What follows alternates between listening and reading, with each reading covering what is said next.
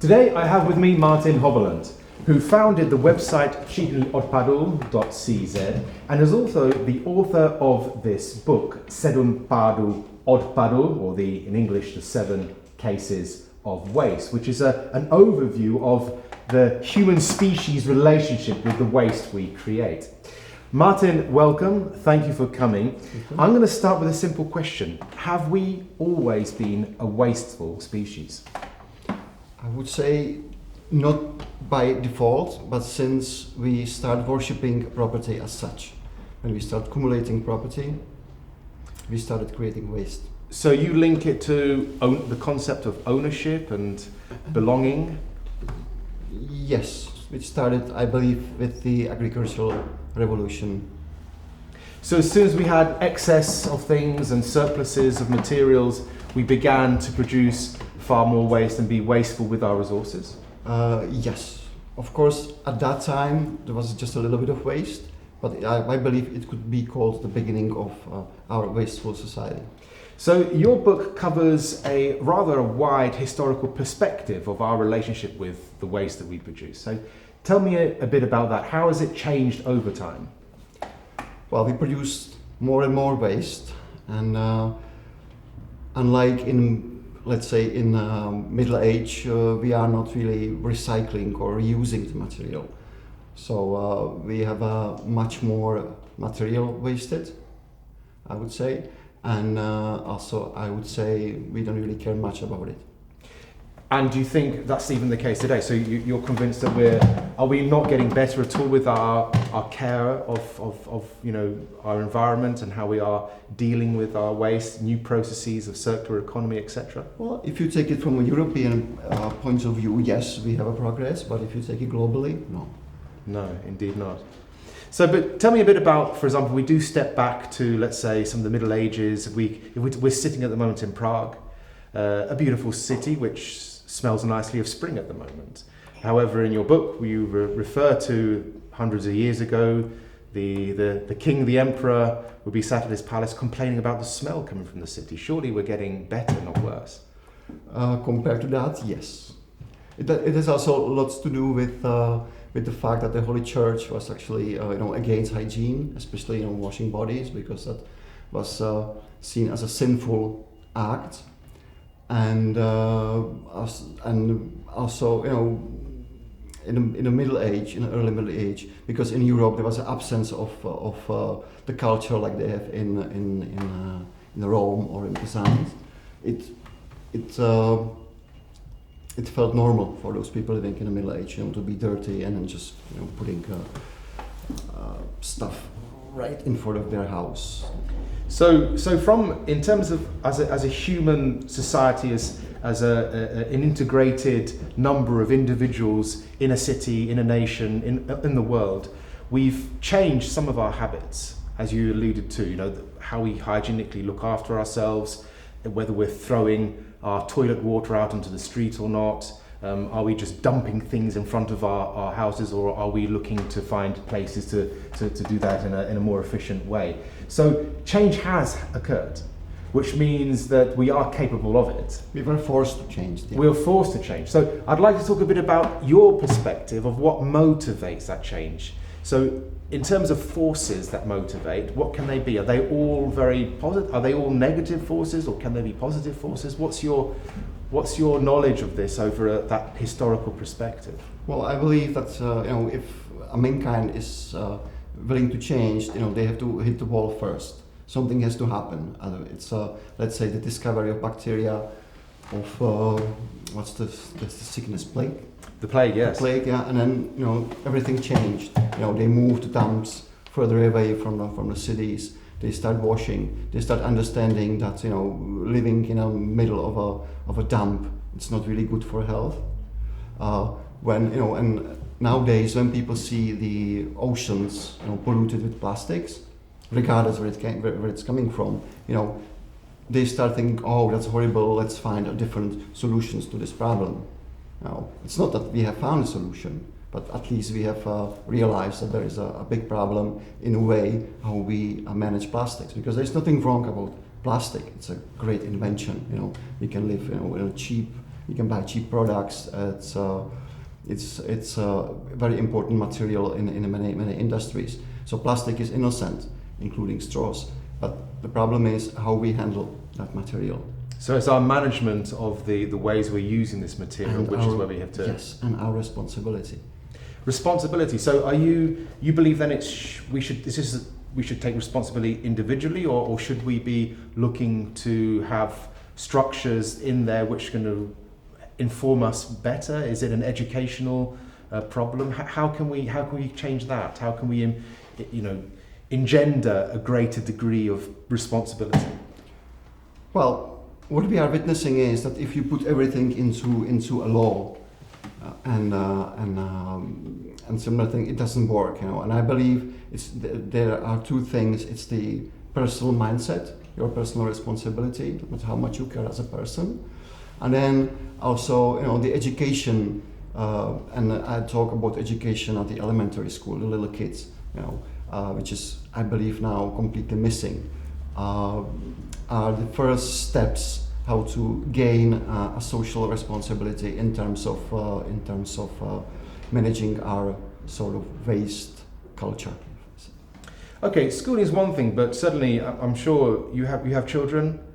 I have young children, and social media is taking a bigger and larger role, I think, into their development of their mindset. Would you agree with that? Yes. So, and indeed, you have a past in advertisement, yes, and similar things. So you understand these things a lot better than I do. But so perhaps you could comment a bit about the importance of social media in forming our mindsets into thinking about such matters as waste and our management of waste. Well, it depends. It's like every media. It's if someone believes what's written in a newspaper, it's wrong. You have to have your own filter. And I believe that doubting it's a very good thing to do, because if you have it from 2 or 3 sources, okay, and it could be true, but just to share or like something which is written on a social media, that's a very shallow thinking, in my opinion. And the kids, the little kids especially, they are not able to judge whether it's is it nonsense, is it a lie, or is it a true. So they sort of live. People who are really hooked into social media, I believe, lived in a parallel world. Yes. Created by those social media. But the social media, I believe, are very powerful in a positive way, because if we look at Greta from Sweden, she's been created by social media. And it tells us that the social media, if the campaign is managed well, which Greta's campaign was managed very well, actually can create a strong opinion leaders. The quality of the opinion leader as such is a different story, but it shows the great potential of social network.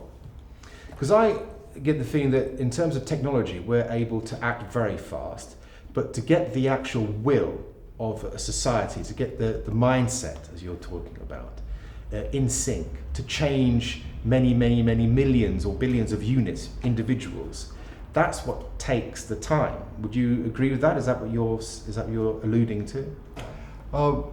Personally, I'm not convinced that technology is the solution. It's just a tool, and we live in a world which is really fast. Everything needs to be fast. If you ordered a pizza 10 years ago, it took much longer than it gets now, because you have the companies, food delivery. Everything is fast. If you send a message to someone and that person doesn't reply within 3 minutes, you are getting nervous or even upset. Yes. And I think the whole point could be, or one of those sort of ways to a solution is to slow down a little bit, and to consider, do I really need that thing that fast? Do I really need that thing at all? So to slow down, well, we've slowed down a lot recently because of a piece of fragment of DNA wrapped in a protein sheath, the COVID-19 virus. So is that slowing down good? Has that given us opportunity to reflect? What is your view on how the COVID virus has given us an opportunity or taken it away from us regarding your analysis of waste? Well, first of all, it showed us how vulnerable we are as a tribe. At the beginning of this crisis, I saw many articles, mainly from environmental organizations, who said, now we have a great chance to reset and to rethink the our impact on the environment and the amount of waste we are producing. But if you look at all the companies and governments, they are not saying, let's start again. They are saying, let's get back as before. So I don't see any change in mind. It's just let's get back to the economy as we had before. And I think it's a pity because we got a really a great lesson from the nature, how powerful it is, and we haven't learned anything. So we're missing visionary leadership. Do you believe we need to be slowing down a lot more? How would you, if you had the opportunity for that leadership position, what would you advise in that general slowdown? Can you give some examples how we can slow down but not necessarily harm ourselves? That would be very difficult. But to give us a simple answer, every big company, every big manufacturer has a plan, and that plan is getting higher and higher every year. Because it produces money for shareholders and etc. So few people are getting rich, the rest is maintaining their status ideally. And I think is it so difficult to say, all right, now we have enough money for the next 10 years, we will have the same salaries, the same shareholder profits, etc. Is it that difficult? Well, I mean, I suppose one would have to ask an economist, but as far as I understand it, there are huge forces for growth. If you have a system that we do have, which is based on, I think a striving for growth, which is, as you alluded to, is about production, then this is what is driving the increase in the standard of living for many, and also has lots of positive effects, I think, in dragging many people from being previously living in poverty to having a reasonable standard of living. There's arguments to be made there. If then, as you say, that the case might be not that there's a problem with waste so much, but a problem with production and that we're producing too much, can we not look to produce more cleverly, more intelligently, look to design products with a focus, not just an eye on, but a focus on it becoming eventually waste and easing its passage back into the loop of a circular economy? Well, exactly. I believe that our problem with waste is not at the end of a life cycle of a product or a material, but at the beginning. And recycling, it's not really a solution. But I might be naive, but we really could think about a system or a business platform which would be already at the stage of designing the product. It will keep in mind what happens after the product will be not functional anymore. And especially electronics products, for instance, or cars, they are full of very valuable materials, and someone can use those materials. So I see a platform that if I would be manufacturing televisions, I would make a deal with someone who will be able to use all the electronic parts of that television for something else. I can sign a contract, get a down payment ideally, and that would be a circular sort of economy, which is not based on recycling, because recycling, what it does, it takes a material, shreds it, and then creates another material, ideally of the same quality, right? So it's the truth is that you can't recycle forever. Yeah, the material gets, as they say, gets tired, and it does not guarantee the safety standards, for instance, when we speak of plastics. And if we change the mindset and if we try to think about sort of second and third life of a material, you will get much more firm sort of circular system how to handle our materials, because the amount of material we dig of our earth is it's enormous, and only a little bit is being recycled or used again. So it's a huge waste. And as we know, for instance, lithium, we are running out of lithium. At the same time, we are planning a huge business with electromobility. But then you can argue, though, that there's, let's say, the Tesla manufacturing facility somewhere in a desert in America are attempting to find ways to produce batteries on scale, on budget, with the resources that we do have. So I think there's is there an argument there to have multiple attempts at solving the same problem? Well, if I go back to batteries, is batteries really such a great invention? It's still the same idea like when they invented it, right? It's not really changed. There's the capacity is different, the size is different, but it's still a primitive battery. And if we want to build our future on an invention which has been made by some Italians many years ago, it's not really visionary, right? We are still using the same idea, and we believe, we just put the different components in it, and that would be better. No. Yeah, but then this is about energy flow. If we innovate in our generation of electricity to say far greener, more environmentally responsible, ways, then there's always going to be the problem of, well, what do you do with the energy if it's not used immediately? You need a system which that stores that energy, and batteries fit that gap. And the actual technology of a battery, the internal mechanics of it, as it were, have changed a lot since Giovanni Volta. And Volta from the Italian inventors that you mentioned. But certainly, but with that degree of sophistication comes also the use of very rare earth materials that are expensive to mine, are detrimental to the environment to extract from the earth, and could be possibly highly polluting. So it does seem to be the case that you solve one problem or challenge, and then you create a new one.